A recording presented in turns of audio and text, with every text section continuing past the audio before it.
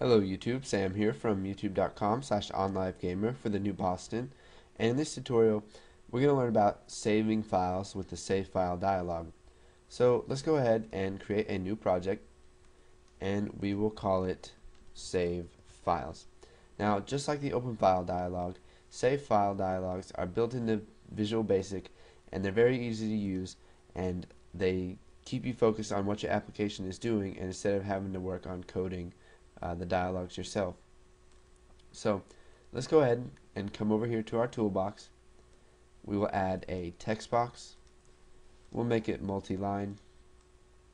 We'll make it a little bit bigger. And let's add a button called Save. So we'll just type Save File. We'll set the name to Button Save. Now what we need to do is come over here to our toolbox and double click on Save File Dialog. Now this will create an object of Save File Dialog that we can use in our program. So let's go ahead and double click on Save File to open up the event handler for that. Now what you guys also need to know is that you don't have to come into your Form 1 designer to add Save File Dialogs. You can also create instances of them just like object.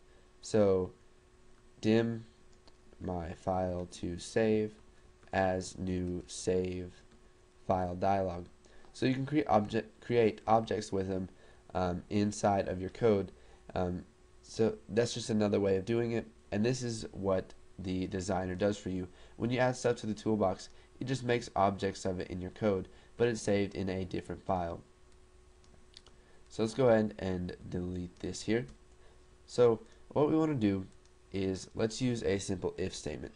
So if textbox1 dot text dot length is greater than 0, then we'll go ahead and show the dialog, because we can't write nothing to a file.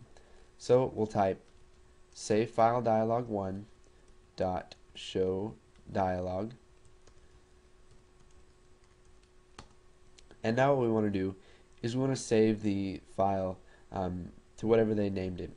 So we'll just type system.io.file.write all text, and for our path we're just going to use the path that they gave us from Save File Dialog 1.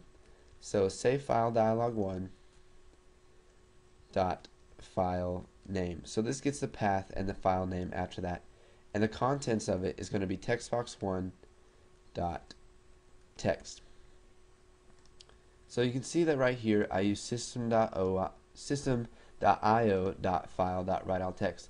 Now this can be used for anything you want. What we usually do is we import it, but sometimes you don't want to import it. You can just use the long version of it and it will still work exactly the same way.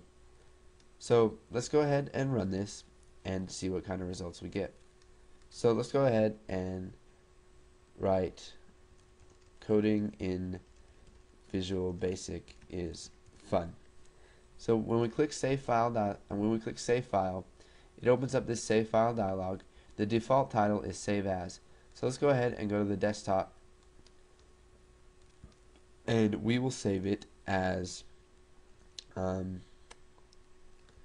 corn.txt. Now you can also set filters so that they can only save it as certain data types, and we'll be going over that in later tutorials. So it's going to be saved as corn.txt.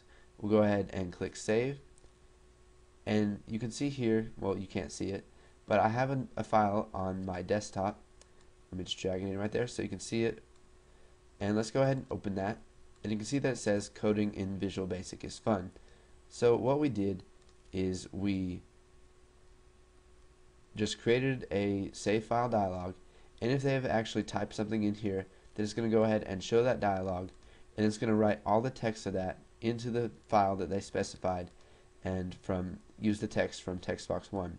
So go ahead and practice a little bit with save file dialogs.